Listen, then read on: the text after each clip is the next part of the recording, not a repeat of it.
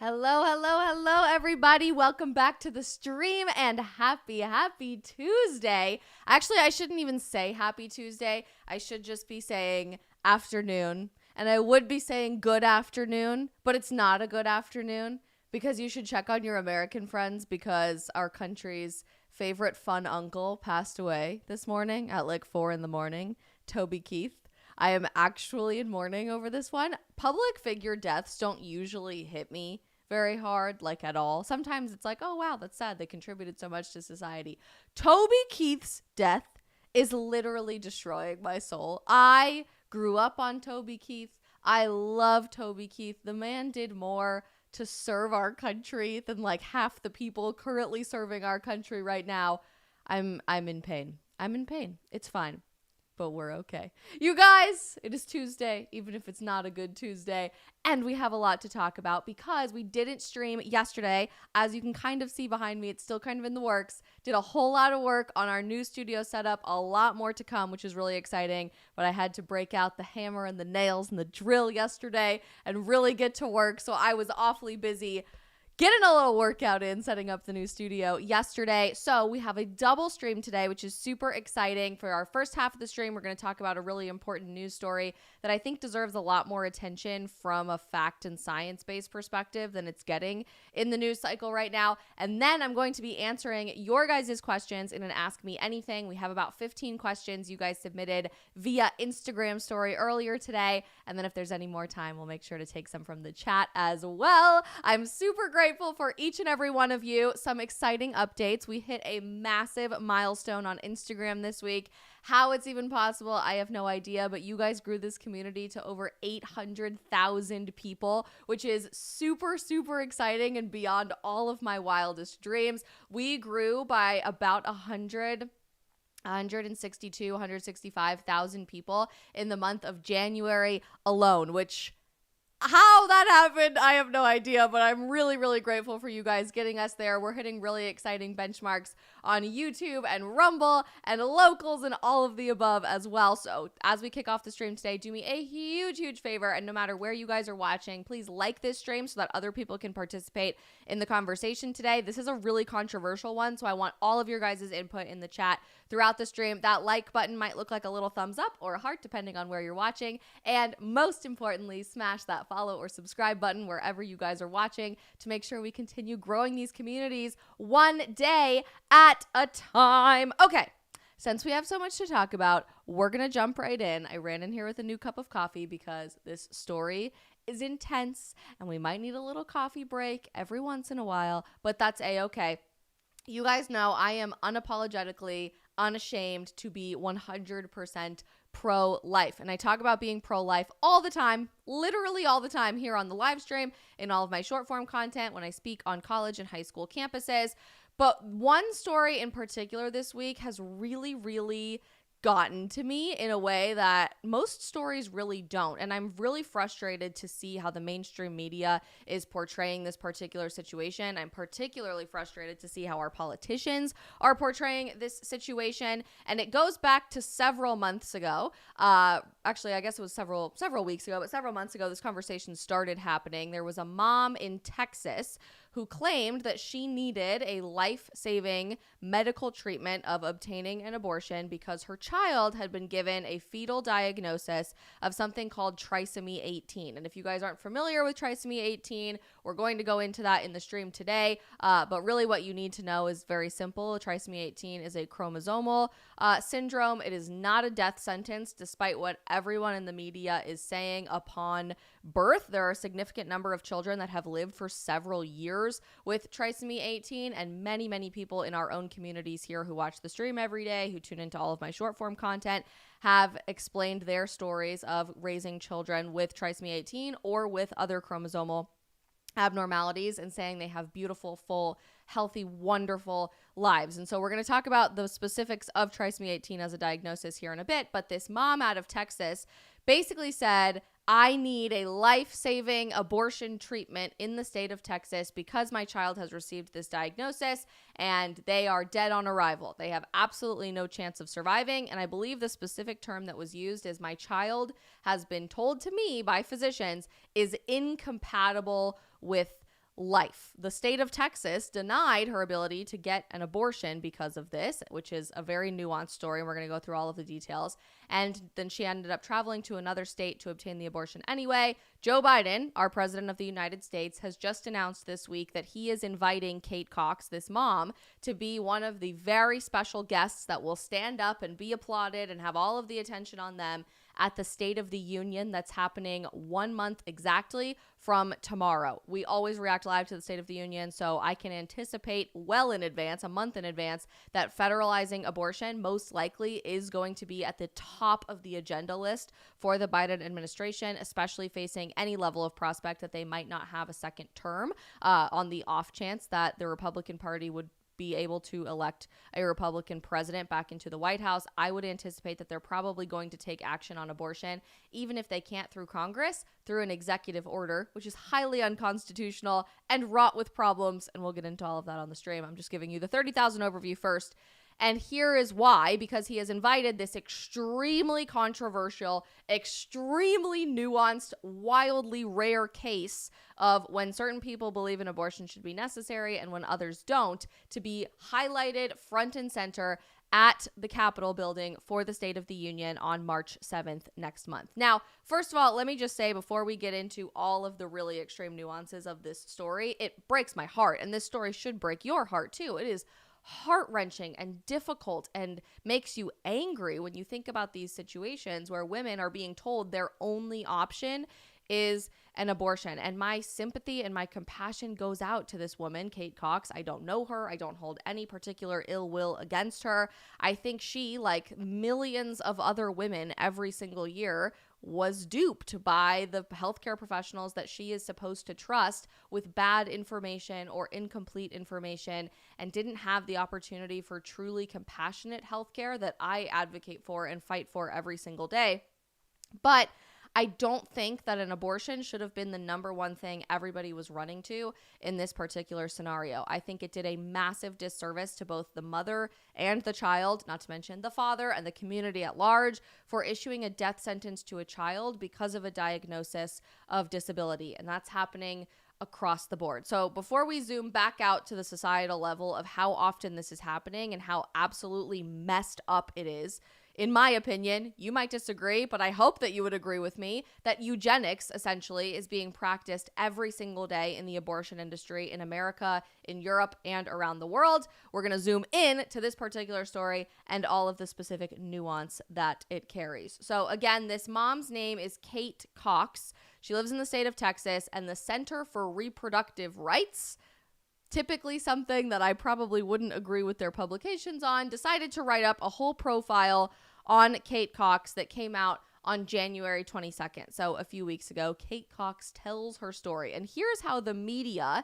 is portraying this particular story having unfolded. That Kate Cox was denied emergency abortion care by the Texas Supreme Court. She sat down with CBS Sunday Morning. We're going to watch a clip of that here in just a second, and The Daily. The plight of Kate Cox, whose request to get an emergency abortion was denied by the state of Texas, has drawn widespread attention across the country.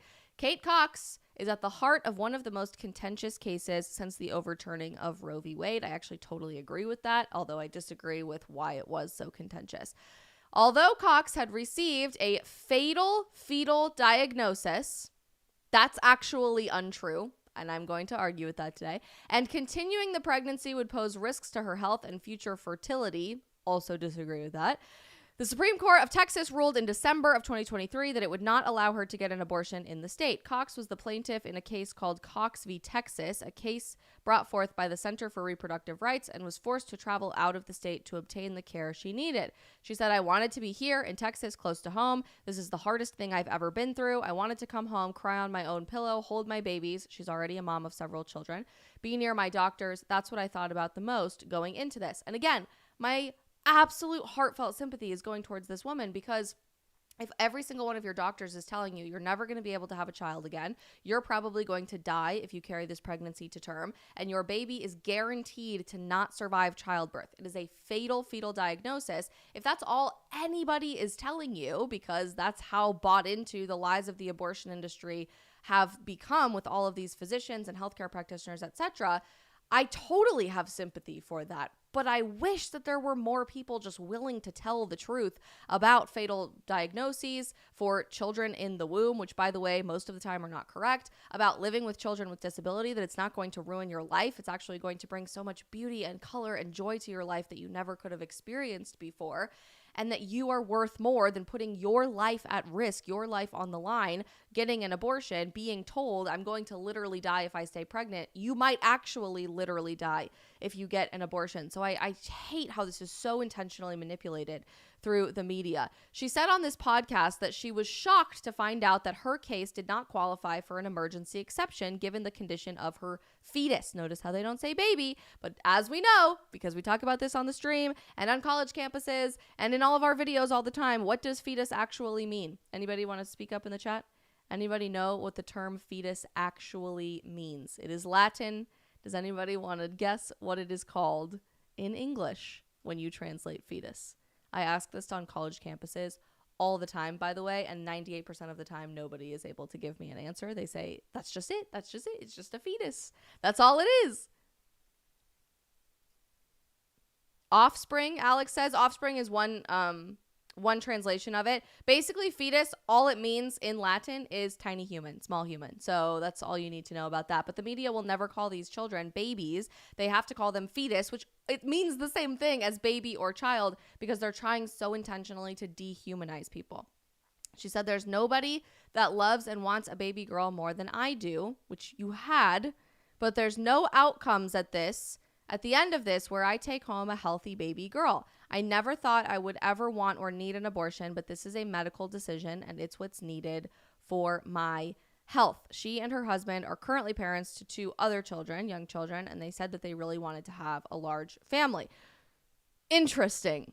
And here's what Kate Cox, this mom, had to say sitting down with CBS Sunday Morning a couple of weeks ago to tell some of her story in her own words. I wanted to be here, close to home. I mean, it's the hardest thing I've been through. I wanted to come home, cry on my own pillow, hold my babies, be near my doctors. So I was really hopeful. That's really what I thought about most going into this. Some of the people on this other side of the issue say, why not just have the baby naturally and whatever happens, happens? Mm-hmm. I want more babies. I talked with our doctors and I didn't want her to suffer. I felt it was best for her and I felt it was best for our family as well. We want to be able to have more babies. We want to give siblings to our kids. So in other words, because my child has a disability, I don't think it's fair for me to give birth to my child. I'm just interpreting here, so you guys can correct me if I'm getting this wrong. I don't think it's fair for me to give birth to a child that's going to suffer and have difficulties in their life. And I don't think it's fair to my other kids that their sibling is not going to survive very long, theoretically, given this particular diagnosis. Interesting. So if we look actually at the diagnosis of trisomy 18, I think it's important for us to understand what this child was even diagnosed with and told. It was 100% a fatal diagnosis for this child in the womb. There was no way that they were going to even survive childbirth. And even on the off chance that she did, she was probably going to die imminently right after that. I do a lot of work with Students for Life of America, and they do a phenomenal job breaking down these issues at a very nuanced level. They put together a whole what you need to know about the Kate Cox situation, and a whole section on their website is specifically about trisomy 18. This is fascinating if you've never done so much research about this. Trisomy 18 is also known as Edwards syndrome. It is not a death sentence, despite what the abortion lobby would have you believe. There are a significant number of children with this condition who have lived for several years past their delivery.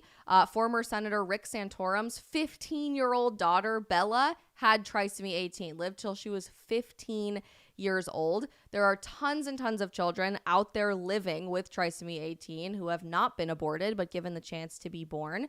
There was a trisomy 18 baby who lived to celebrate her 40th birthday as a grown woman. So to suggest that this disability is just inherently a death sentence because it's difficult, because there's going to be suffering, because it's difficult on the family to have a child with a disability, although it's also very joyful and happy and wonderful and a totally unique experience other families don't get to have, because the likelihood of them having a normal life expectancy of 70 or 80 or more years is extremely low. But you know, people have lived until their 40th birthday or even 15th birthday is disgusting to me. That there are healthcare practitioners out there trying to lie to you, to your face, and say your baby is guaranteed to die before it's even born or in childbirth or like 5 minutes after. It's just not even worth it. Let's take care of it right now. When we know empirically from evidence and real stories of anecdotes from real families, that's not always the case. And that absolutely breaks my heart. The American Association of Pro-Life OBGYNs, which we love to see, affirmed as such and further explained that this variance in life expectancy for those diagnosed with trisomy 18 depends on a ton of different circumstances. And they ended up doing a whole webinar. I'll make sure to drop this link in our chat so you guys can learn a lot more about this. But what we see from the mainstream media, a reality that angers many parents of trisomy 18 children, is very different from what this mom was being told by her doctors. A Newsweek article documented the reactions of different parents to the Cox media coverage, and one mom said, "Our community has kids as old as 42 in it. My daughter is 5 years old with trisomy 18 and a very loved member of our family. This diagnosis is full spectrum, just like all things in life, and not the black and white one-size-applies-all label that they are trying to make this out to be. The defamation and lies being said about this diagnosis and our children is not just untrue, it is actually incredibly dangerous. It's furthering outdated statistics and personal opinions about our kids that make it very hard to get unbiased, supportive medical care. What this woman has been told is one possible outcome, leaving out all the rest of the possible outcomes. And sadly, this isn't uncommon in the experience of newly diagnosed parents." Another really important thing to note that I haven't even mentioned yet, but has to be part of this conversation, is that fetal diagnoses, when your doctor says your child is guaranteed to have this thing, we know that it's going to have this particular diagnosis of this ailment or this disability or this disease, they are wrong all the time. So it is highly likely that moms like Kate Cox, I don't know about her particular situation, but at least moms like Kate Cox are being told a flat out lie, a misdiagnosis that never comes to fruition, never comes to pass by their OBGYN, probably with the aim of trying to end the life of that child before he or she has the chance to be born. And this happens not just 20% of the time, not just 30% of the time, but according to the New York Times, not exactly a very pro-life source, prenatal tests can be wrong for screening for rare diseases 80 to 93% of the time. So when you're told your child is going to have Down syndrome, your child is going to have trisomy 18, your child is going to have spina bifida, that doesn't, in my opinion, dehumanize your child at all if they happen to be born with that particular diagnosis. They're still a beautiful, unique, special human being made for such a time as this that deserves our love, respect, and protection. But 80 to 93% of the time, they aren't even born with any of those diagnoses. They are perfectly healthy, which tells me there is a massive, massive propaganda problem happening inside of the American medical system right now. There is no way we would ever accept a 93% oopsie rate on anything else in our westernized healthcare system. If something else was misdiagnosed 93% of the time, our population at large would be up in arms. The government would be unfunding that particular area of medicine, or at least trying to redirect funds to figure out what the heck is going on. We certainly would have investigative teams of scientists doing peer-reviewed study after peer-reviewed study after peer-reviewed study, trying to figure out what is happening inside of these doctors' offices that we are getting something so fundamentally wrong that's leading to the premature death of someone who might be totally healthy 93% of the time. But if you put on your little tinfoil hat moment, like we love to do here on the stream and in all of our other content, it's sadly really easy to understand how a child could be misdiagnosed in the womb 93% of the time, because there's a financial incentive to make sure that that child never has the opportunity to be born for our healthcare system today, and particularly for groups like Planned Parenthood that directly profit off of the death of your perfectly healthy child. But Students for Life poses a really interesting question, and this is where I want you guys to start weighing in on this. Even if your child is diagnosed with trisomy 18, even if your child was born with a spina bifida or a Down syndrome or any other sometimes fatal fetal diagnosis that they use as a reason to get you to abort your child, or even say it's not fatal, but your life is going to be really difficult, and so you should just abort your child now because your whole lifestyle is going to change. Their question is this. Let's say the test is right, and your preborn child with trisomy 18 might not live long, might live 5 minutes after being born, might live 40 years, of course, but might live for 5 minutes after being born. Is killing them proactively at your own hand the answer to deal with one of these diagnoses? I 100,000% agree with the school of thought from Students for Life. No, of course not, because who are we to determine the length of another human being's life? Many parents may unfortunately be led to believe so, however, because of information regarding the humane option, which is hospice, perinatal hospice for your child being born, is just not readily available. Most doctors aren't going to tell you that hospice is even an option for your brand new baby girl. They're just going to tell you, this is the humane option. We're ending suffering. We're trying to make sure that it's just not as difficult on the child or on you, and it's just not fair to anybody involved in the situation. But I hear this all the time, and I'm so curious to get your guys' perspective on this before we watch some other reactions to this story. I get asked all the time, shouldn't I abort my child if it's going to cause suffering in their life? And especially on college campuses, if we take this conversation much bigger than just a diagnosis of trisomy 18 or a disability diagnosis at all, I get asked all the time, I'm poor, I couldn't afford to raise a child. Is it not okay then for me to just abort my child because it's not fair for them to grow up in poverty? Or I am going to have a child of a minority race, and it's not fair for me to raise my child in an overtly racist society. These are real questions that I get all the time when speaking about this issue. My simple answer to all of that is that we kind of have a joke about this that's been a long-standing joke in all of human history. Life sucks, and then you die. I mean, that is the universal reality for every single one of us, regardless of your socioeconomic status, regardless of your ability level, regardless of your skin color or your gender or where you live geographically on planet Earth. We all can experience life sucks, and then you die, because we all experience suffering to at least some degree. That is the nature of the human condition, what we all are expected and experienced in going throughout all of our life, whether it's a 5-minute long lifespan or a 116-year-old lifespan. I just read the story of the second oldest woman on the face of the planet who is 116 years old. Super freaking cool. And I bet she has lived through countless struggles and trials and tribulations in her own life, but that doesn't make her life any less valuable, right? We all experience suffering. We all experience hardship and trial and difficulty, but that doesn't make us any less worthy to experience that suffering in the first place, right? Don't we all at least get the chance to figure out how to overcome struggle and suffering and hardship in our own lives by given the opportunity to even be born? I've always struggled with answering this question because so many people struggle with seeing the innate value in the human life, no matter what obstacles might lie ahead in our path. And especially when we treat people who have disabilities as less than or disposable, and we just discard them into history through the abortion industry, and not in a clean or happy or easy way, but in a violent end to their life before they're even given the chance to be born. How is that not practicing eugenics in our society by making ourselves feel better, saying, oh, well, we're just preventing suffering, or we're just preventing a really hard life, and it's just not fair to this child who then has to live with that type of life?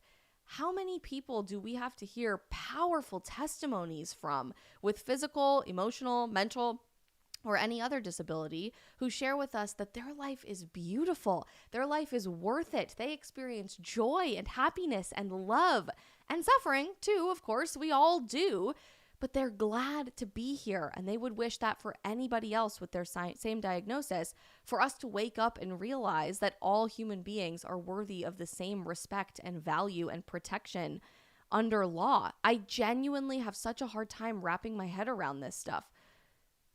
All right, let's see what you guys have to think, because I think this is absolutely fascinating. Randall has a fascinating point in the Instagram chat. How much of the suffering we experience is even self-imposed, let alone what we are diagnosed with? Wow. Okay, Artorius, you have an interesting point, and I want you to defend it in the chat.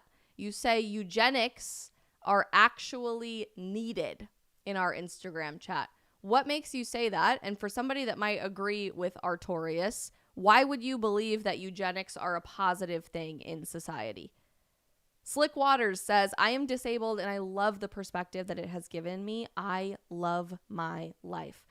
Queen says, I almost died carrying and giving birth to our child with Trisomy 21. Life is a gift and it starts at conception.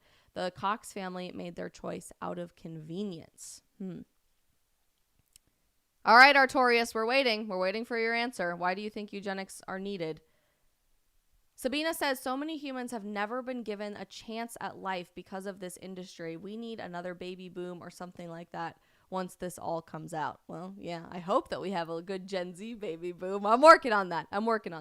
Alex says, God has a plan for everyone, whether it's for 5 minutes or 90 years. Your daddy has a fascinating question. Does an honest physician even exist? Do they all have a financial incentive by pushing their agenda? Fascinating. Amy, the technology to even detect these disabilities is fairly new. People with disabilities have been born since the beginning of time. Yep. 100,000%, and have always been worthy of our protection and respect. It looks like our eugenics are necessary guy is just staying absolutely silent in the chat. Gee, I wonder why. But we absolutely love to see that. Juan Jose says, I would rather sacrifice my own life for another person to give someone else purpose. Wow. That's like the exact opposite of what the abortion industry teaches us to say. Oh, this is wild. I love scrolling through here and reading your guys' stories. Kristen says, thank you for covering this. My daughter was born and lived a peaceful 38 days before passing away peacefully from trisomy 18. Kristen, thank you for sharing your story. And it's heart-wrenching to me to imagine what you guys must feel like as parents of children with this diagnosis, being told by everyone in the media, your child is incompatible with life.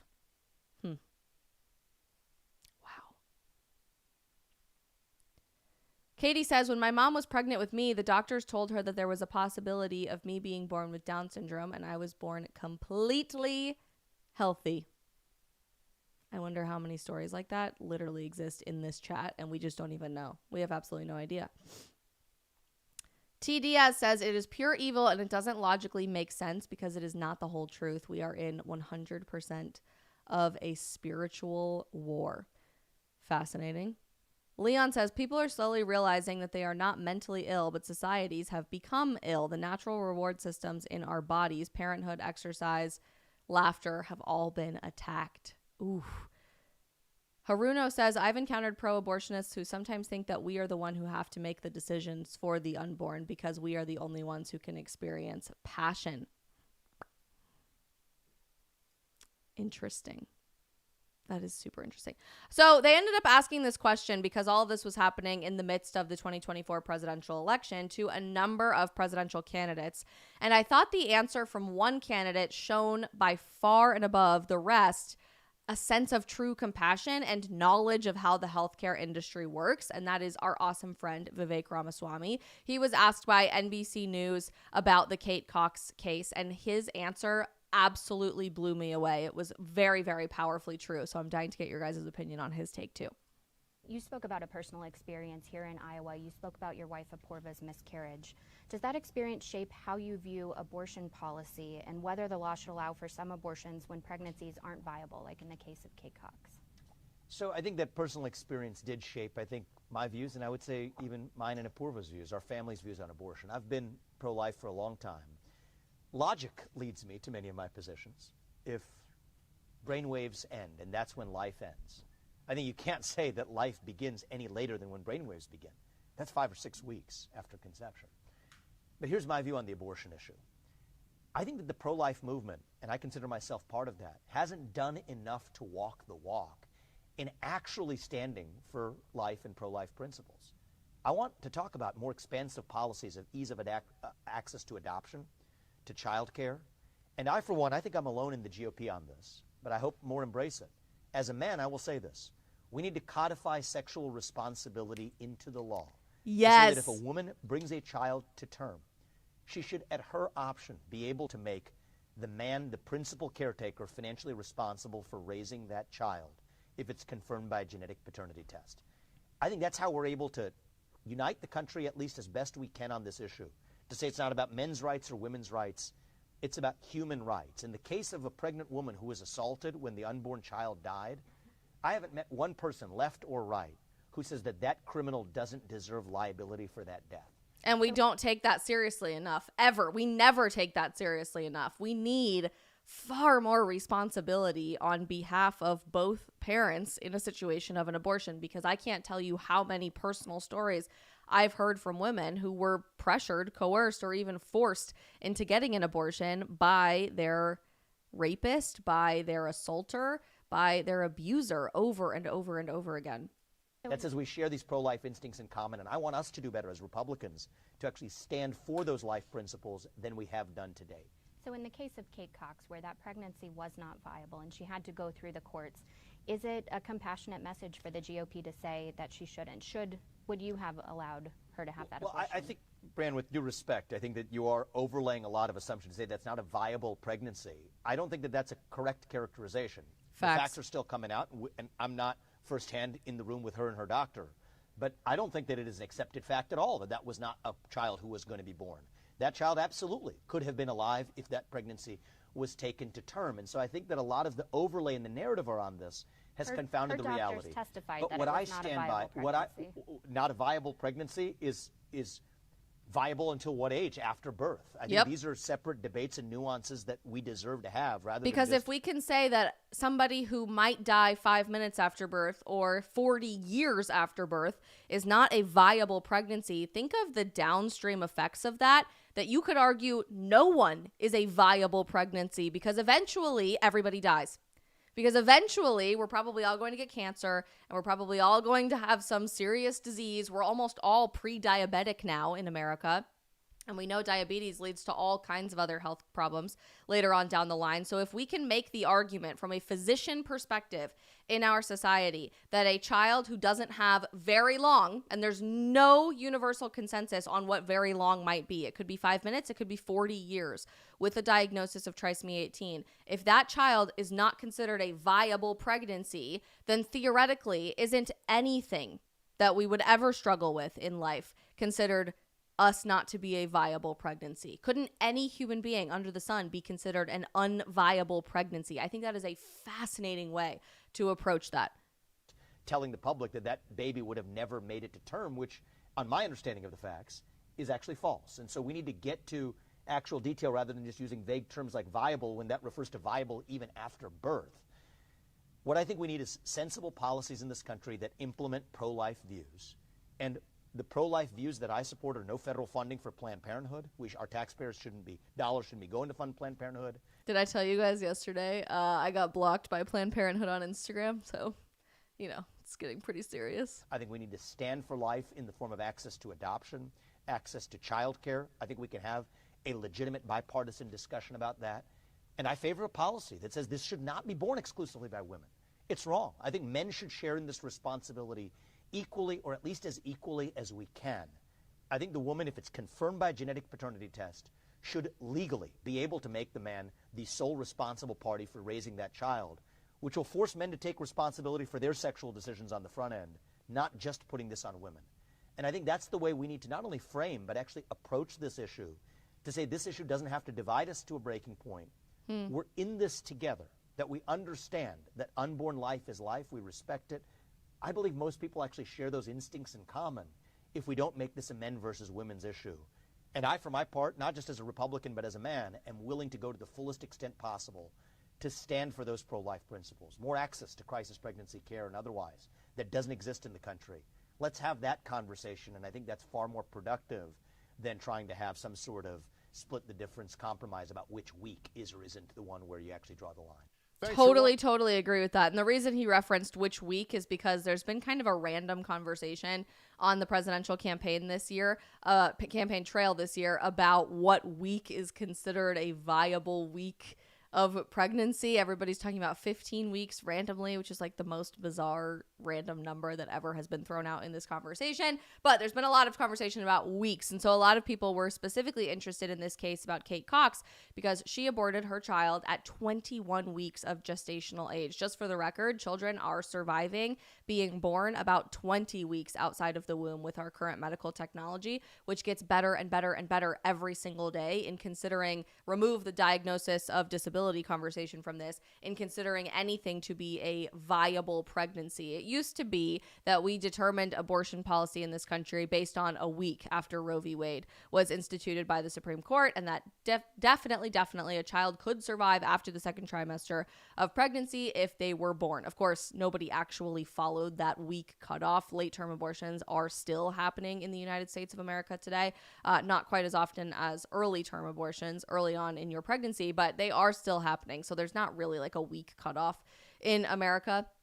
And it depends on a state-by-state issue. It's much more nuanced than that. But that week gets lower and lower and lower and lower with every passing year, and with more improved medical technology, with more pro-life doctors who are doing everything they can to protect both the life of the child and the mother instead of giving one a death sentence at the expense of the other. And so the fact that a child could have been born at this exact cutoff, 21 weeks, and survived, even with a diagnosis of trisomy 18 for several days, for several weeks, for several months, or even several years, has so many people in this country really perplexed as to this fatal diagnosis conversation, the safety and life of the mother conversation, etc. And I've shared with you my opinion on why I think this is a horrible slippery slope in determining what is considered a viable pregnancy, who is determined to be worthy of birth based on our suffering. But my point of view and my perspective is by far and away the minority in the world that we live in today. Despite all kinds of important conversations about this happening in the world around us daily. A couple of years ago, in 2017, Iceland became the first country to announce that they had eradicated Down syndrome. And the headlines went absolutely crazy everywhere. Everybody was saying, how is this even possible? What kind of medical technology have you invented? Are you gene editing in the womb? Nobody even thought this was a remote possibility. But despite the headlines saying that Iceland had eradicated Down syndrome, the truth is Iceland's eradication of Down syndrome really boiled down to aborting 99+% of children who had been given a Down syndrome diagnosis in the womb. So instead of actually eradicating Down syndrome, they were just killing anybody who fit the bill of a Down syndrome diagnosis because they were considered unworthy or unhealthy or less than to live in Icelandic society. And again, what do we know about preterm diagnoses? What do we know about fetal diagnoses? Up to 93% of the time, they are wrong. So 93% of the time, 80 to 93% of the time, those babies that had been killed because they'd been diagnosed with Down syndrome probably didn't even have Down syndrome. And when that story came out in 2017, everybody around the world erupted into a really important conversation about whether or not this was considered progressive or very regressive from a human rights perspective. CBS News covered this in August of 2017. They asked, what kind of society do you want to even live in inside the country where Down syndrome is disappearing? They said, with the rise of prenatal screening tests across Europe and the United States, the number of babies born with Down syndrome has significantly decreased. Again, because we're aborting them, not because we're changing their diagnosis in the womb. But few countries have come as close to eradicating Down syndrome births as Iceland. Since prenatal screening tests were introduced to Iceland in the early 2000s, the vast majority of women, close to 100%, who received a positive test for Down syndrome terminated their pregnancy. And again, it's not hard to understand why women, more often than not, are only given one side of the conversation. There is no conversation presented with any alternative or any choice by their doctor other than you need to terminate this pregnancy imminently or else your child's not going to survive, or else they're going to suffer throughout their whole life. And how horrible would you be of a person to make your child suffer, or your life is going to get a lot more difficult, and that's not fair to your existing children. The exact same lines that were used on Kate Cox. While the tests are optional in Iceland, the government states that all expectant mothers must be informed about the availability of screening tests, which reveal the likelihood of a child being born with Down syndrome. Around 85% of pregnant women choose to take the prenatal screening test, according to the University Hospital in Reykjavik. This is just really disgusting to me. Other countries aren't lagging too far behind. If we scroll ahead in Down syndrome termination rates, according to the most recent data available, this was 2017. So I'm sure it has radically increased since then, although I'd be curious what the overturning of Roe v. Wade did to this. The United States has an estimated termination rate for Down syndrome of 67%. Almost 70% of children diagnosed with Downs in the womb are aborted. In France, it's 77%, and in Denmark, it's 98%. The law in Iceland permits abortion after 16 weeks if the fetus has a deformity, and Down syndrome is included in this category. In other words, if you have a disability, or if they think that you're going to have a disability by the time you are born, doesn't matter any level of pregnancy that you are at. Anytime after 16 weeks, and 16 weeks is well into your second trimester, by the way, all of your organs are formed. Children can feel pain at this point. Doesn't matter any of the circumstances, you have the right to terminate your child's life if they have a deformity, which is disgusting. That is just straight up eugenics. And it's something that one generation ago, we would have all radically taken to the streets to fight against, but now has become so commonplace that in countries like Iceland, almost 100% of mothers terminate their child's life if they have a Down syndrome diagnosis, 98% in Denmark, and almost 70% in the United States of America. It's normal. With a population of around 330,000 people, Iceland has on average just 1 or 2 children born with Down syndrome per year, sometimes after their parents received inaccurate test results. In the United States, about 6,000 children with Down syndrome are born every year. Babies with Down syndrome are still being born in Iceland, they say. Some of them were low risk in our screening test, so we just didn't find them in our screening. Does nobody else just get nauseous and disgusted how they are presenting this story? They're still being born. Oops, because we missed it in our screening. They wouldn't have been born if we had just caught it in our screening. When this woman was pregnant with her third child at the age of 40, she took the screening test. The odds showed her chances of having a child with Down syndrome were very slim, odds of 1 in 1,600. However, the screening test is only 85% accurate, and that's one screening test. Most screening tests are wildly more inaccurate than that. That year in 2009, 3 babies were born with Down syndrome in Iceland, including her daughter, Augusta, who is now 7. And this is the most beautiful, adventurous little girl. Look at her out there hiking at waterfalls in Iceland. She's beautiful. Is she not worthy of being born just because of a diagnosis? According to this mom, 3 babies born with Down syndrome is quite more than usual. Normally, there are 2 in the last few years. Since the birth of her daughter, she has become an activist for the rights of people with Down syndrome. As Augusta grows up, I hope that she will be fully integrated on her own terms in this society. That's my dream. Isn't that the basic needs of life? What kind of society do you want to live in?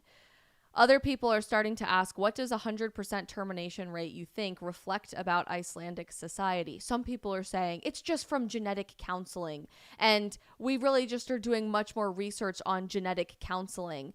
But really what it's saying about Icelandic society is that you are totally fine with endorsing eugenics and participating in it yourself. This goes so far beyond just one diagnosis or one disability or one aspect of the disability community. It's not just Down syndrome, it's not just Trisomy 18, but where do we draw the line of some human beings being considered lesser than and unworthy of even being given the chance to be born because we think that they will be an inconvenience to us? And this is the million-dollar question when it approaches the abortion conversation in America today.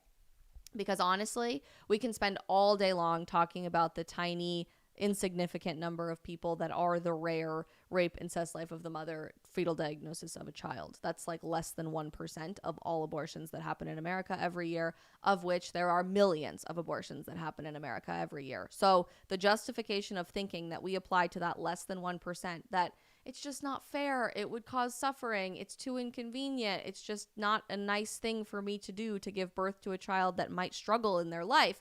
That line of thinking has now been applied to over 1 million other deaths every single year because you might grow up in poverty, because your child might have some difficulty in where they live geographically, because you're trying to achieve everything that you possibly can in your career. And so you have to sacrifice everything else to make it yourself, to become the girl boss that society says you were meant to be, because you broke up with your boyfriend and now you don't really want to deal with the consequences of that, because your birth control failed, or because you never took birth control. So it's just not fair because XYZ. This idea that we are embracing progressivism and compassion in trying to determine who is lesser than in society sounds freakishly a whole lot like, I don't know, Nazi Germany to me, and does not sound like a free society, does not sound like any type of Western progressive forward-thinking society that we often think that we live in or pretend that we live in, but does sound like we are maniacs who have the audacity to suggest when life matters and when life doesn't. And what's really sad to me as this pertains to Generation Z, before we jump into our Q&A, is that now this line of thinking is applying to us too, not just our children in the womb, but us as individuals. I can't tell you how many times I have been told by people on college campuses, particularly young women, I'm pro-abortion because I wish my mom had aborted me. I wish that I had never been born because my life sucks. I'm depressed, I'm anxious, I'm suicidal. I don't have any friends, I don't have a boyfriend, I don't have any purpose in life. I wish I had been aborted.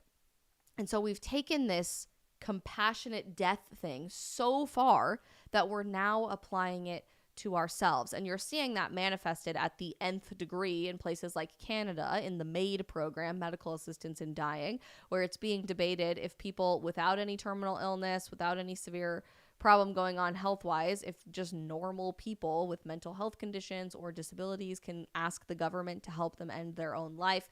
We already see that in certain states being debated in America today and across Europe.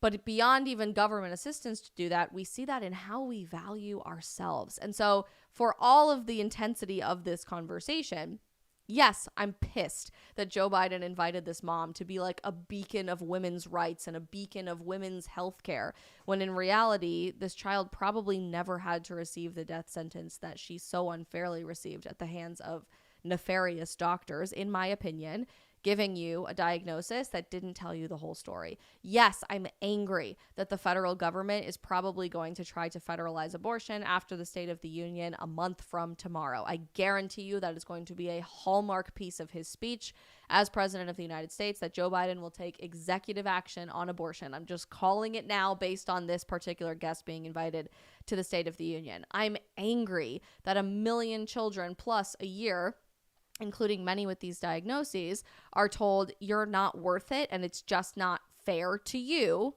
I'm being compassionate to you, so you never even get the chance to exist anyway because I care about you enough to do that.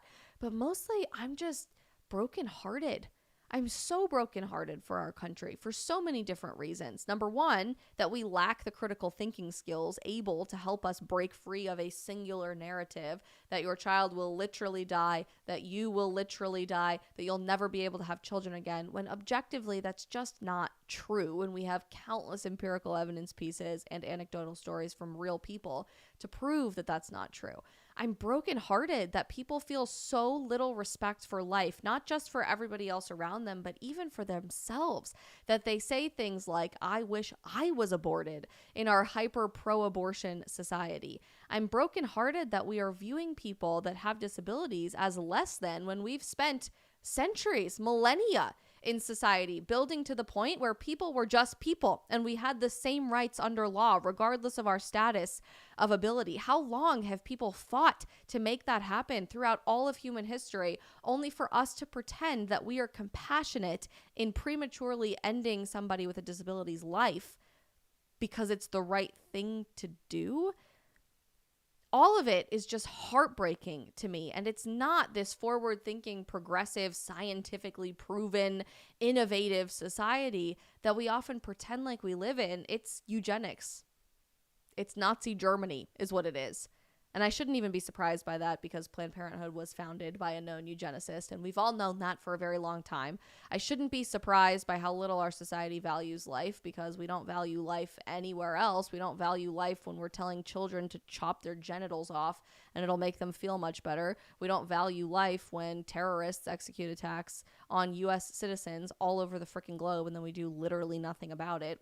I shouldn't be surprised that we don't value human life in the womb. But why does this matter? Why should our brokenheartedness propel us to do something about it?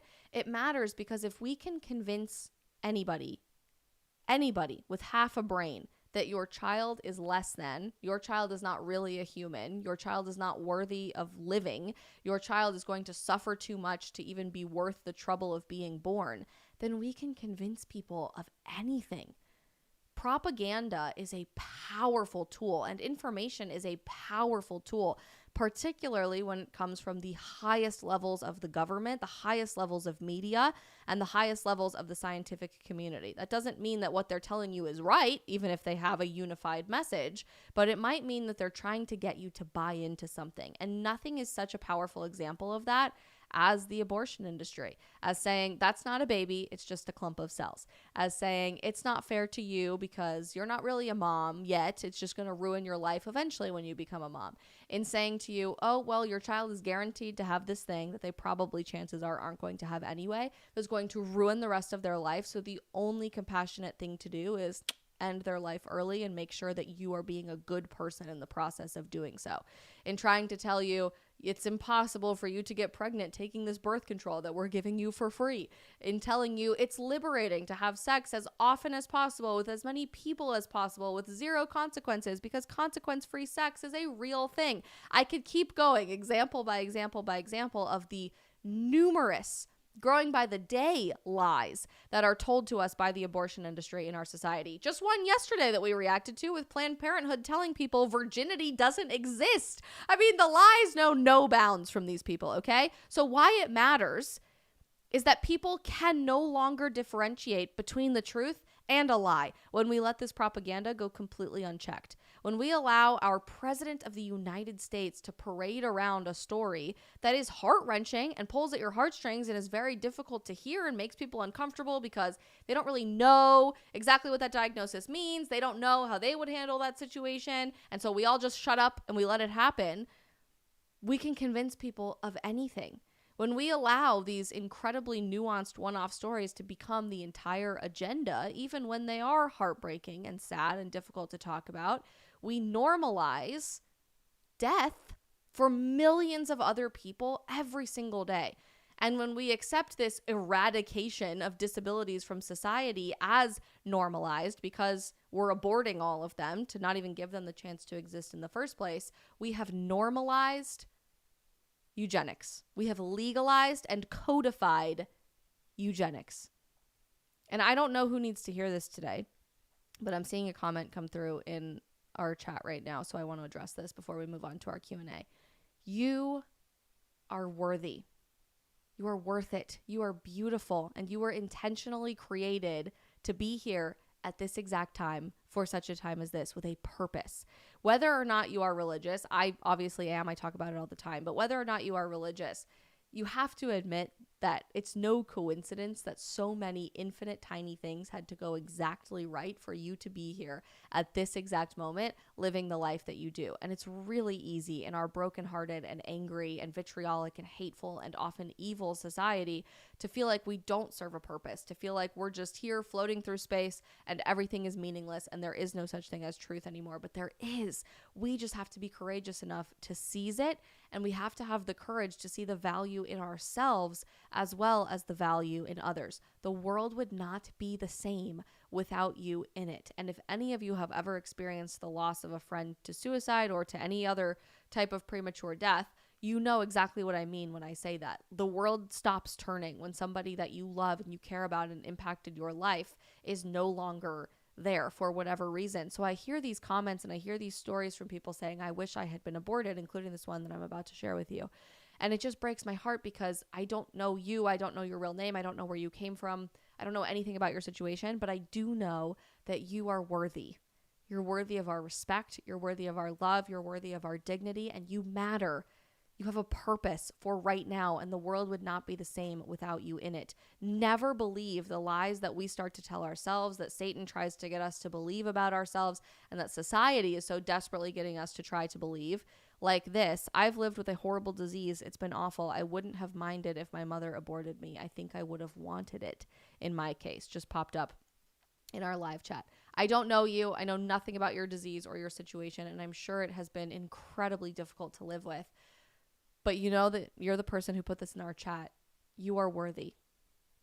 We love you. We care about you. And people all around you in your life would not be the same if you were not here. I wish that we could embrace the same line of thinking that we take in suicide in these conversations to abortion, of trying to make our generation suicide free. We should be trying to make our generation abortion free. We should be seeing the value and the dignity and the respect in every single life, and celebrating new life and all of the beauty that it's going to bring to our society every day.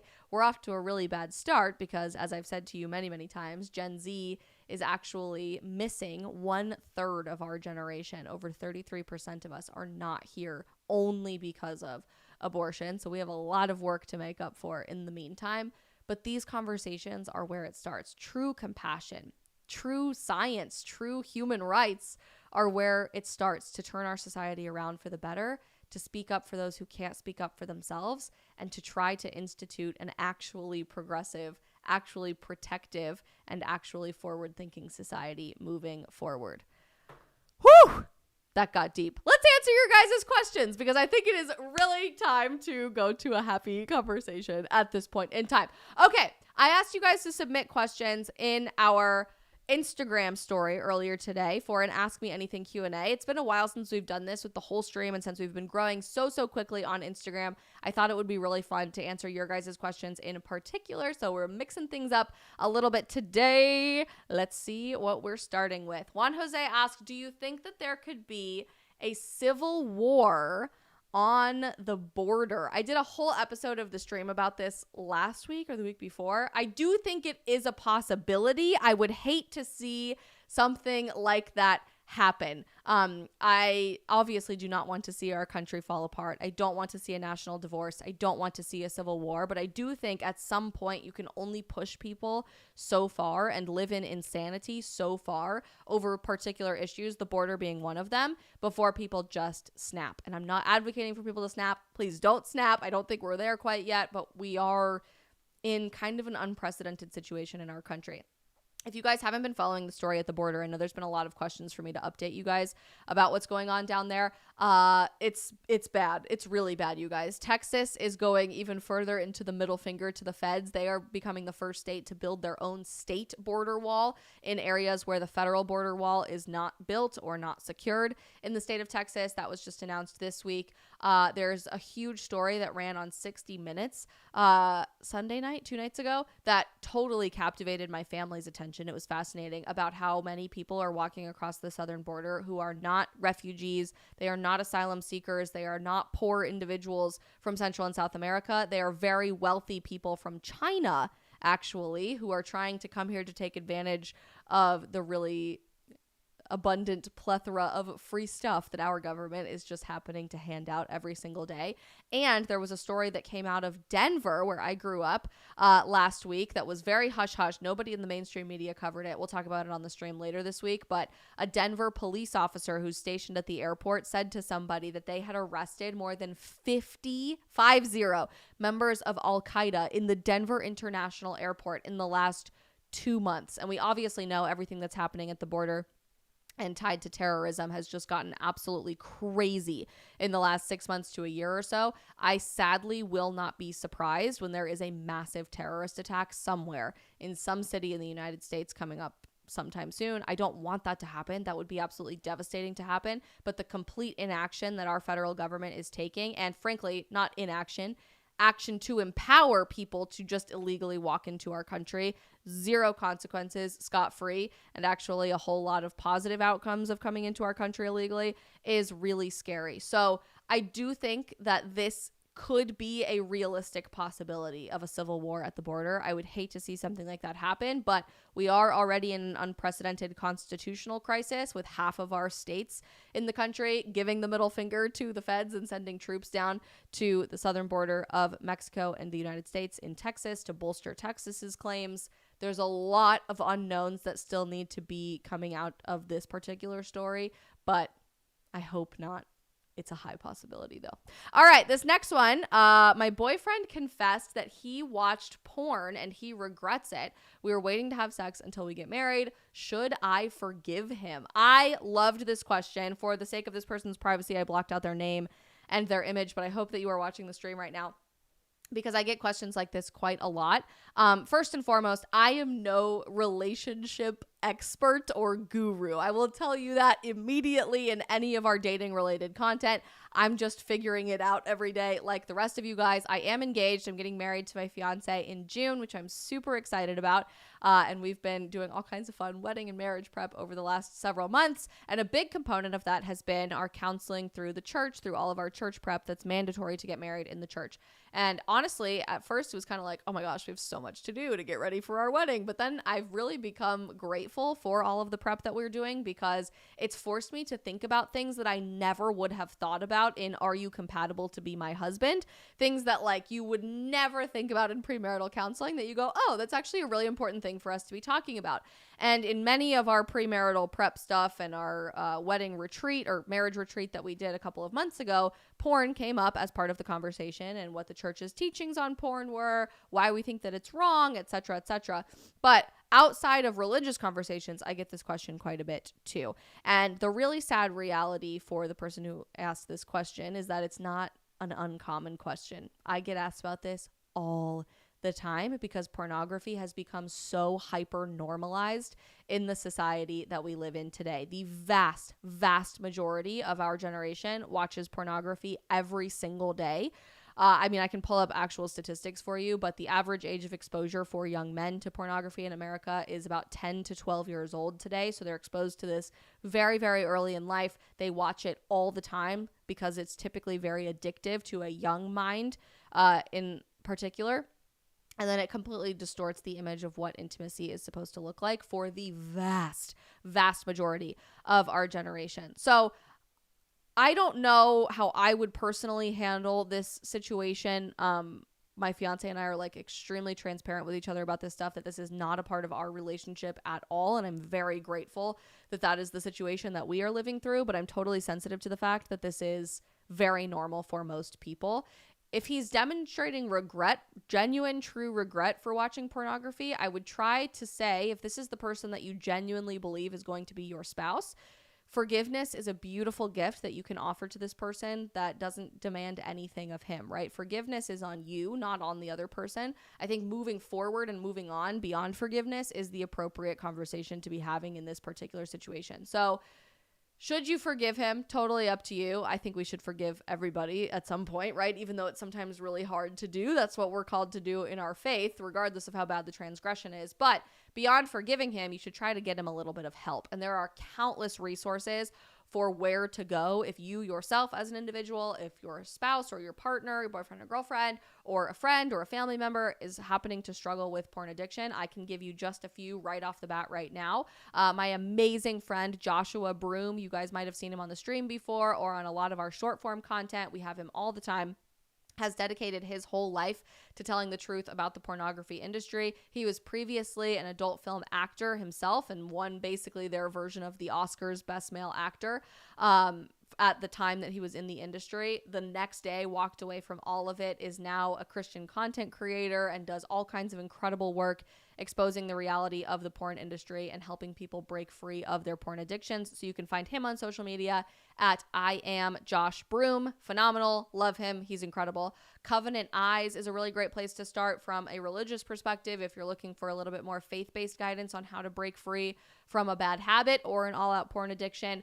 Or Fight the New Drug is an incredible, non-religious, not affiliated with anyone, nonprofit organization talking about the dangers and the side effects of the porn industry to everyone, to individuals, to relationships, to society at large, and they have a lot of resources for you to check out too. So if you really think this is the person for you and you're going to be spending the rest of your life with them, I totally think forgiveness is a beautiful gift that you can offer to this person.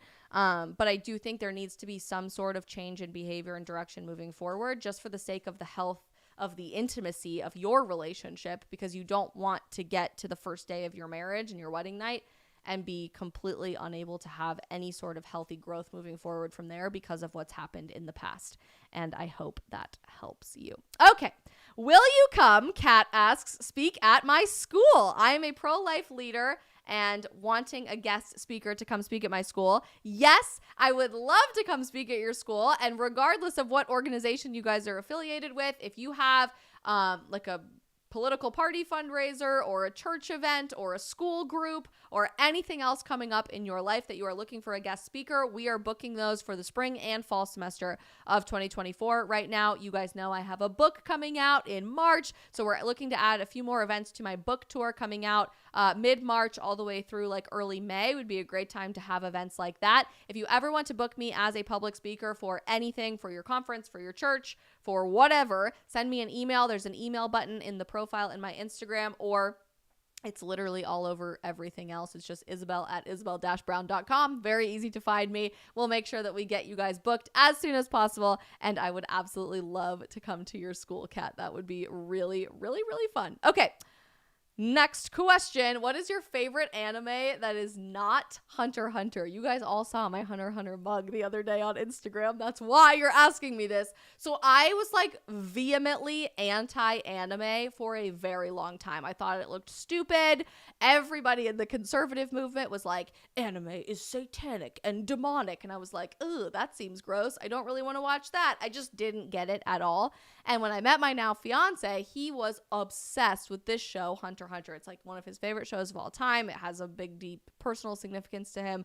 And so he made me watch it. And I was like, oh, this is cute. This is like fun. It's almost like kid-oriented, but it's also applicable to adults. It's a cute little cartoon. I loved it. It was a very long show, but it was good. And so then he's like, all right, we're going to introduce you to the next level of anime, to the most popular anime show on the face of the planet, and it's going to be intense. It's going to be a big change for you, but I can guarantee that you're going to like it. And I was like a little nervous. I'm not going to lie. I was terrified to watch this show. It is called Attack on Titan, and I have watched the whole thing. It's over now. They just finished it. The finale was literally just a few weeks ago. Guys, the first episode will make you feel like you are about to like have a heart attack because it is so intense. And I watched the first episode and I walked away for several months because I just couldn't handle it, to be honest with you. But then I watched the whole thing. I binged the rest of it. You guys, Attack on Titan might honestly be the best TV show ever made, with the exception of Game of Thrones. It is so ridiculously freaking good. I can't even begin to explain how good it is to you. It's intense, I will say. So be aware. First episode, you're going to be a little floored. Do not watch Attack on Titan in English. Please, for the love of all that is good, I beg of you, do not watch the dubbed version. You have to watch it in Japanese because the dubbed version is really stupid and they don't handle it very well. Be used to the subtitle thing. We all watch everything with subtitles now anyway on TikTok and Instagram, so it's not that hard of a learning curve. It is worth it. Watch Attack on Titan, please, for the love of all that is good. All right, next question. Oh, and you guys are all saying I should watch other animes. I will say this. I am watching Full Metal Alchemist right now. So thank you, First Time Father. I'm watching Full Metal Alchemist Brotherhood. It's taking forever to get there, but I will. I'm just a very busy person. And I've watched a few episodes of Demon Slayer. So far, I'm not as into Demon Slayer as Full Metal Alchemist, but I could be convinced otherwise. And everybody's telling me I need to watch Cowboy Bebop because of the corgi, because I have a corgi. So Libby and I will be watching Cowboy Bebop at some point in time. Okay. Next question. From a fellow Floridian, what do you enjoy the most about living in Florida? Asks Grace. Oh. What do I enjoy the most? I would probably say the people are the best part about living in Florida. I really struggle with the weather in Florida. It is very difficult for me. Everybody's like, what? The weather? How could you struggle with the weather? It's sunny all the time. No, it's not. It's actually quite stormy and rainy much more often than you think in South Florida. The humidity is awful for me. I grew up in the mountains of Colorado at like 9,000 feet altitude with quite literally 6 or 7% humidity on a bad day. So the 98% humidity thing is really, really difficult for me. I very much struggle with that. It's just not my thing. Also, I really miss elevation changes. It's really difficult for me when there is the highest hill in South Florida as the dump, and you can see for literally like hundreds and hundreds and hundreds of miles because it's the flattest state in America. Not Ohio, not Iowa, not anything in the Midwest. Florida is the flattest state in America. Fun fact. So I miss the mountains, and I miss low humidity, and I miss some crisper days. But the people in Florida are absolutely phenomenal people. The refugees, I say that not even as a joke, that have come from other states who really appreciate the policies of living here are just happy and joyful and wonderful people. Unlike growing up in Colorado, when people fled places like California or Chicago or New York to move to Colorado when I was a kid, and they said they were from somewhere else, we were always like, ugh, go away, we don't want you here. Here, if you say you're from somewhere else, everyone's like, welcome to Florida, we're so glad you're here, which is actually a really nice change of pace, and people are so friendly and happy about all of it.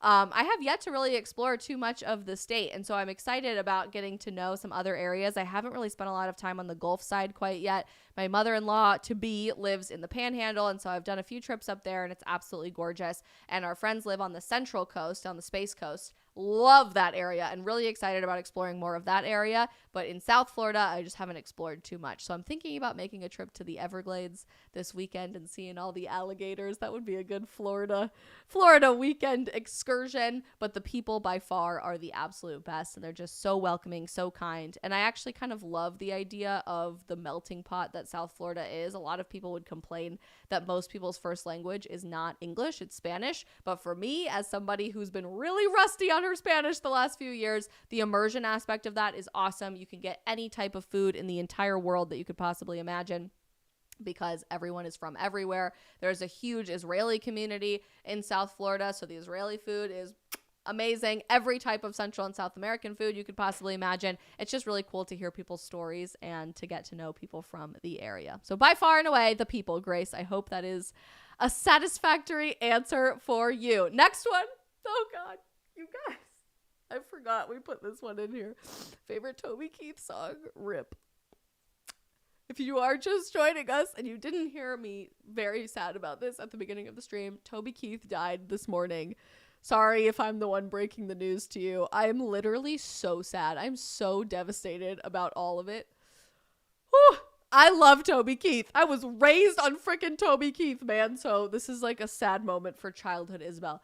What would be my favorite Toby Keith song of all time, though? Oh my gosh, you guys, this is hard. Somebody just said hello from South Africa. Hi, I love your country. It's been a while since I've been there. All right, let's pull up the whole discography of Toby Keith, because I honestly don't know what I would say is like my all-time Toby Keith go-to song. He has a lot of bangers. I gotta look at the whole lineup.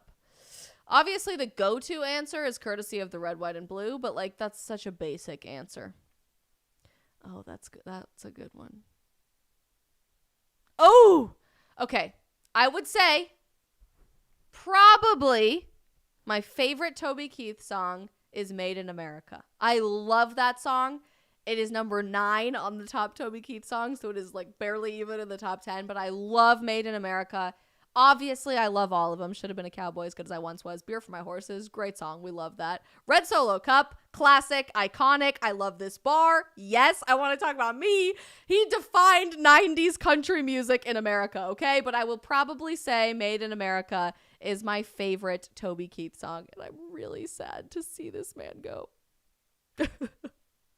Sabina says, I've never heard any Toby Keith songs. Sabina, what are you doing? Guys, that's your homework. I give you homework at the end of streams that are really important. It's time for you to go listen to the top 10 Toby Keith songs. All right, next question. What do you think of the farmers' protests in the Netherlands and elsewhere in Europe? Wholly supportive of everything the farmers are doing. in Europe right now. I think it's absolutely incredible to see the organization that these people have put together to link arms and band together and say F you to the government that wants to essentially erase the entire agriculture industry. Our country needs to do the exact same thing because we're doing that in America today, and it's becoming really, really dangerous. Not quite to the extent and the intensity that European governments are trying to attack the agriculture industry, but I think it's just so inspiring and really, really cool. It goes to show you that the average person still can make a difference, even in countries that don't have the same free speech protections and laws that we have in the United States. You guys are figuring out a way to make your voices heard and to tell your government you work for us and not the other way around. So I think we could all use a dose of that type of courage and a little inspiration from what the farmers in Europe are doing to protest their governments.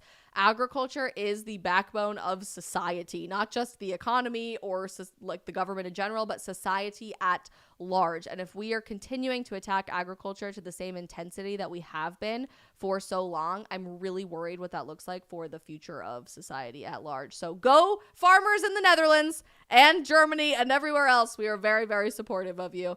Next question. What did you do at the White House? Been a while, but I love this question. I rarely get asked about it these days. If you guys don't already know this, I worked at the White House as an intern in 2018, which sounds like yesterday, but I just realized the other day was so long ago and then made me feel like a zillion years old. I was part of the 2018 summer intern class for the Trump administration.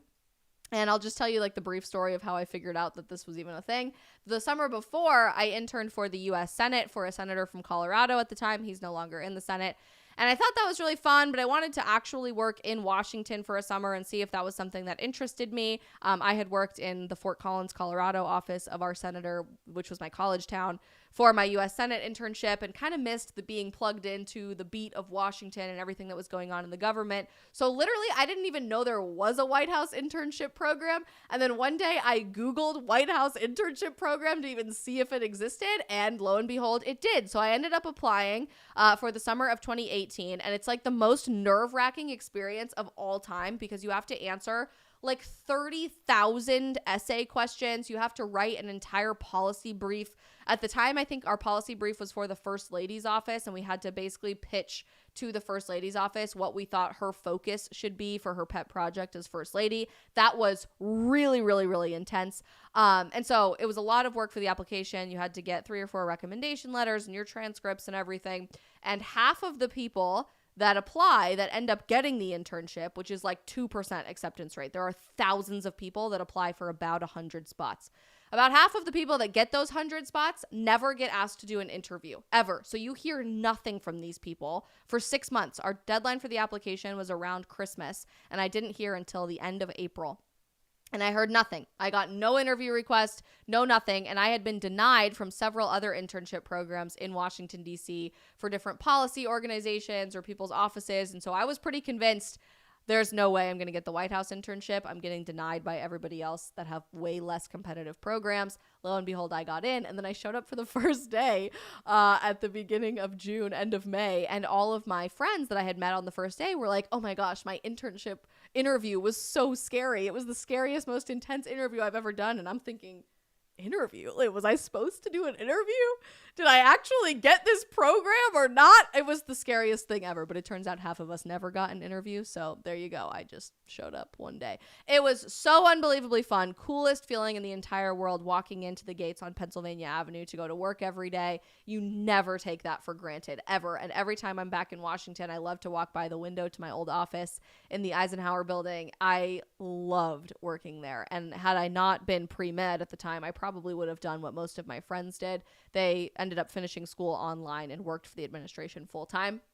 But as to answer this question, what did I do at the White House? I was an intern for the Trump administration's Office of Intergovernmental Affairs, which basically means we worked with local and state elected officials all across the country, mayors, county commissioners, state legislators, governors, etc., to help serve the states and the local districts of our country in any way that the federal government could. I think we often forget that it's not a tier up system, it's a tier down system in America, that the Fed's job is really to serve the states and then to serve the local districts, not the other way around. And it's been distorted for so long that I loved how the Trump administration put so much effort on the importance of governors, of state legislatures, of even mayors of teeny tiny small towns or county commissioners that nobody had ever heard of. And one of the biggest parts of my job in the summer of 2018 was to facilitate events called State Days conferences. So we would have a whole day at the White House for the state of Idaho. I remember the Idaho one because I was born in Idaho and spent several years growing up there as a child. For about 3 weeks before, I would pull up the phone and ring every single state legislator, county commissioner, and mayor in the state of Idaho, which was like thousands of people. 98% of the time, I would call them and it would go ring, ring, ring, ring. They'd pick up and I'd say, "Hi, I'm Isabel and I'm calling from the White House." And they'd say, "The what house?" I'd say, "The White House." They would say, "Where?"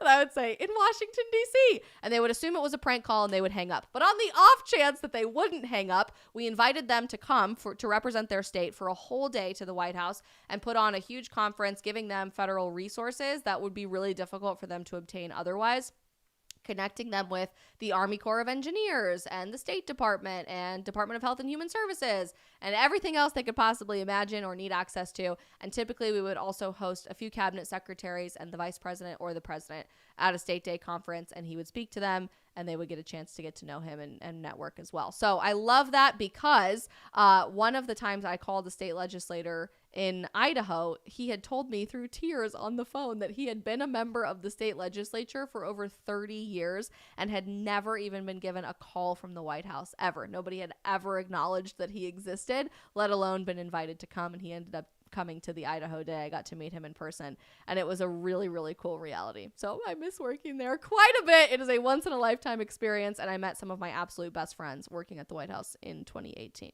All right, in your opinion, what's the best icebreaker when you're approaching a woman you are interested in? Ooh, Palmer Nathan. I'm assuming your first name is Nathan. Nathan, boy, I'm glad you asked this question. What is the best icebreaker when approaching a woman that you are interested in? I can't speak for all women, clearly, because I get disowned by women quite often as an angry, evil TERF.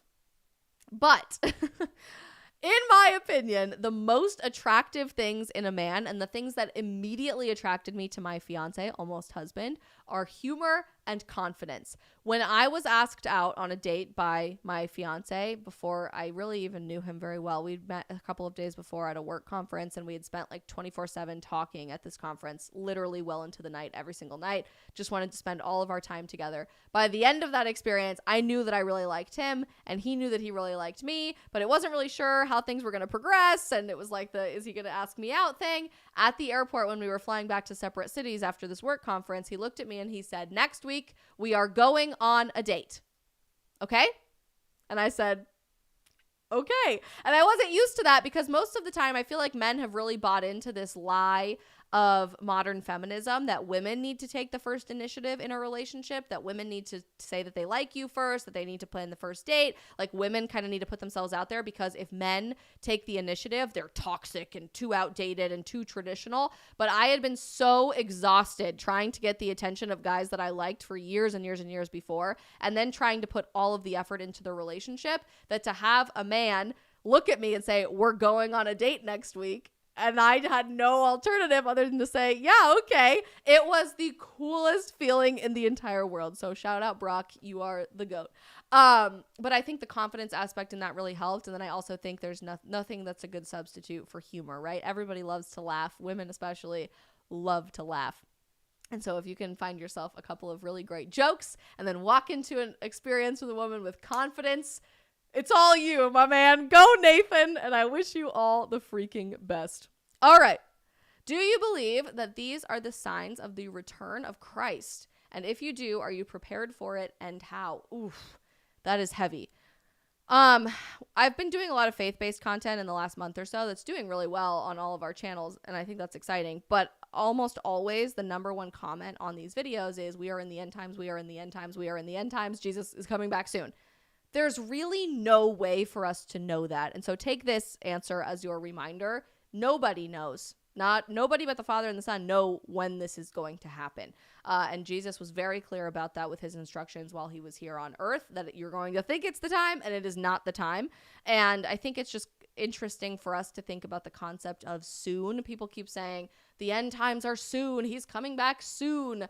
our concept of time as linear is entirely different from God's concept of time because he exists outside of time and space. So 2,000 years to God might look like literally a millisecond to us, and there is no way for us to truly know. Is it a possibility that Jesus returns within our lifetime? Yes, absolutely. That is a very realistic possibility, but we have absolutely no idea if that's going to come to fruition. And so I think us trying to speculate, is this the end time? Is this not the end time? Is kind of a futile waste of our time because we could be doing something a lot more meaningful, but be prepared for it anyway on the off chance that it does happen. As for if you are prepared for it, I'd like to hope so. I'd like to really hope that if it all came crashing down tomorrow, I would be going to heaven and it would be a beautiful, joyous reunion with God. But the truth is, none of us really know. And so I do everything that I can to try to be as prepared as possible. I go to church every week. I try to go to confession as much as possible. I read my Bible as regularly as I possibly can. I'm really invested in faith-based endeavors outside of just scripture and church and going to confession. I watch religious-based movies and talk about it with my friends all the time. And I read religious scholarly articles all the freaking time because I'm fascinated to see what other people think about this stuff.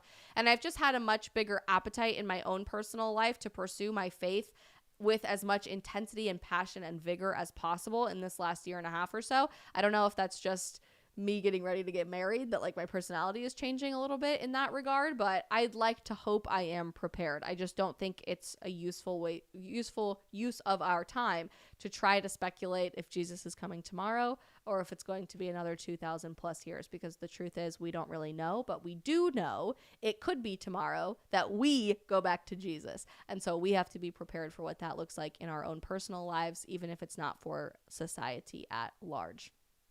This one was really interesting to me. I cut out the second half of the question because it was really long. But do you feel any connection to Judaism? I think that's a fascinating question. I'm not Jewish. I have never been Jewish. I am not ethnically Jewish or religiously Jewish. I have been to Israel twice and been through the West Bank and everything as well, so explored that area quite extensively.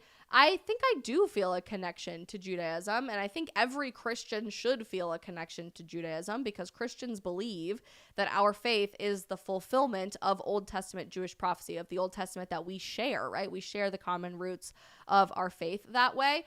I've really spent a lot of time digging into research in the last 6 months or so about the Jewish roots of Catholicism in particular and why the Catholic Church does certain things the way that we do with Mass and the liturgy and the Eucharist and confession and all of these different things. Like, where the heck did that even come from? A lot of people would tell you that it was adopted from Roman paganism, or it was just something that people came up with at the time in the early times of the church in the middle of the Roman Empire. But the truth is, pretty much every single thing that the Catholic Church does stems directly from Judaism, and Protestant Christianity as well stems directly from Judaism. So we should all, as Christians, feel a sense of connection to Jewishness because Jesus practiced Judaism. The early apostles practiced Judaism. These people went to synagogue. They experienced Passover Seder. They had Shabbat dinner every single week. And I think there's such a beauty and a connection there that for whatever reason, the American church has fundamentally lost in the last several hundred years. And I don't know why that has happened, but I think the rest of the Christian community around the world understands and feels an intimacy with this connection with a higher intensity than we do every single day. So I have really enjoyed doing a lot more research about this in the last year or so. There are some great book suggestions I could send to you guys. Jesus and the Jewish Roots of the Eucharist and Jesus and the Jewish Roots of Mary blew my mind. Both of those books were absolutely phenomenal, and I highly, highly recommend them.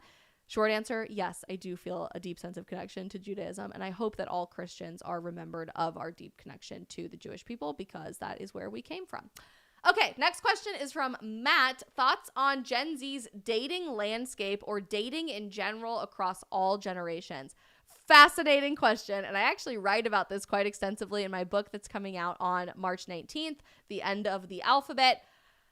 Thoughts on Gen Z's dating landscape. First and foremost, I think Gen Z is just generally over dating. We are over how dating has been presented to us by society as progressive, as forward-thinking, as enlightened, as joyful, because we have experienced it ourselves, or we see the devastation that other people are experiencing, and we're realizing that we want nothing to do with that thing. So great examples. Polyamory is becoming increasingly normal in society, where you're dating multiple people all at once instead of one person in a monogamous relationship. Polyamory is really attractive, it seems, until people start doing it, and then it's like, I don't really want to do that. And there's a lot of studies associated with all of that. Obviously, hookup culture and sleeping around has not brought people the satisfaction and fulfillment and joy that it has been promised to be so liberating and empowering and enlightened, especially for young women. The abortion industry, for one example, is really thriving as a result of the lies of hookup culture and sleeping around. Dating apps are less popular with Gen Z. We are deleting them in droves or just choosing never to sign up for them in the first place. And teenagers and young adults are having record low numbers of premarital sex right now. And experts are disagreeing as to why this is happening. I think it's obvious that there are a multitude of reasons for why this is happening, largely probably pornography, and that we're getting all of our intimacy through a screen rather than in the real world. But regardless, there is a common denominator here that whatever the world is telling us, we are starting to reject in big numbers. Pew Research talked about this not too long ago, that over 70% of us that are currently in relationships are wildly dissatisfied with our current relationship status, and over 50% of our generation that isn't dating anybody is actively keeping ourselves off the dating market. We're saying we don't want casual hookups, we don't want a half-in, half-out relationship, we don't want polyamory, and we don't even really want a committed relationship because everything out there right now is just really broken, and I don't want anything to do with that. That's a really sad, desolate place for us to be in right now, but it also presents a really exciting opportunity for where we can go from here by doing a punk rock countercultural thing. And ironically, no one would have ever expected this is punk rock, but here we are in 2024. Dating with intention, getting married, having lots of kids, raising your children in faith. There is so much to be said for us embracing traditional values in kind of like a new age, fun, countercultural way. And that's exactly what I'm seeing with all of my friends, regardless of political or religious background. The data is getting there. The data is catching up. But I can say, at least anecdotally, almost every single one of my closest friends are either already married or engaged to be married or in a very serious relationship. And I know that their partner is about to propose to them. That's a really exciting place for them to be. We're having kids a whole lot younger.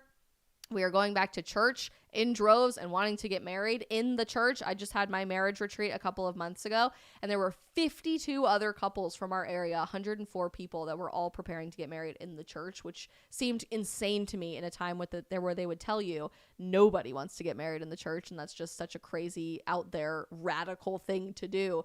The anecdotal evidence is there, and I see stories like this all the freaking time. I am an anomaly, but I'm not as much of an anomaly as you would think in getting ready to get married in my 20s.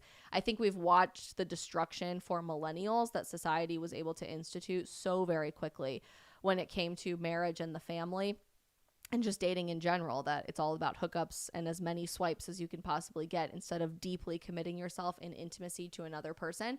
And we've just realized that we really don't want anything to do with that. So I see a lot of hope for the future of dating with our generation. Hope that answered your question. And last question, oops, I don't know why this one is way up here. We'll move that. Is from Blazing Phoenix. What is your opinion on Gen Z? Bigger than just dating. I love this question, and it's a good opportunity for me to tell you guys about my new book too. Gen Z is wildly misunderstood as a generation. We are told we are destroying America. We're told repeatedly that we have no sense of a moral compass, that we hate objective truth, that we're all these crybaby, whiny, socialist leftists with no sense of gender identity, and we are terrible people. And the truth is, we are wildly misunderstood when we are painted in that broad of a brush of a characterization. And objectively, that's just not true. If you look at the data, Gen Z is actually, on a policy and issue by issue basis, the most conservative generation America has seen since World War II. And forget about terms Republican and Democrat for a second. I'm just saying, on a policy issue basis, conservative outside of the realm of American politics, we are the most conservative generation America has seen since World War II.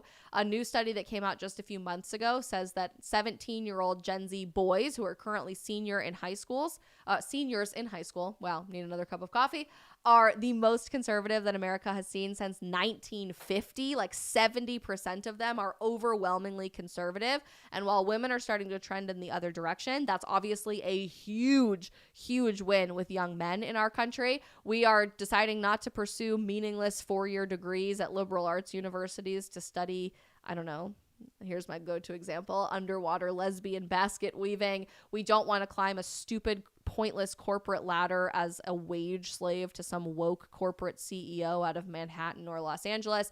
And we're starting our own companies really, really young to be the CEO on day one.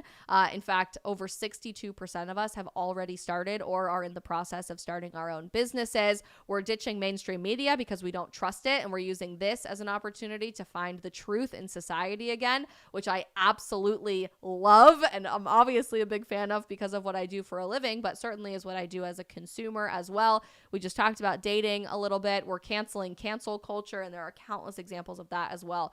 So I think Gen Z is not a lost cause. Gen Z is the greatest opportunity America has ever had to save Western civilization since America was founded. And we have heard this term from Vivek Ramaswamy's campaign quite often lately, that America is in a 1776 moment. I love how that's stated and categorized because well before America even formally was a country, we've been relying on young, courageous, punk rock, countercultural, patriotic voices to fight for freedom and for truth to share with the next generation. In 1776, our founding fathers weren't these horribly wrinkled, geriatric, sagging at the seams, old white men that couldn't possibly understand society and were these evil, racist bigots. They were 18, 19, 20, 21-year-olds in 1776. Go look that up for yourselves. Fact check it for yourselves. Thomas Jefferson, who wrote the Declaration of Independence, was only 33 years old on July 4th, 1776. He was not this sagging at the seams, geriatric, out of touch individual. And I love reminding people of that because our country has been around the block for a couple centuries now, but we still rely on that same foundation of young voices being courageous enough to tell the truth. And I think Gen Z embracing something bigger than our broken culture excuse me, isn't the end of America. It's something for us worth fighting for. All right, you guys, that's it for today. Love you guys so much. We are back for the stream tomorrow at 3 p.m. Eastern. Don't forget to hit follow or subscribe, and we will see you guys back for the Wednesday stream.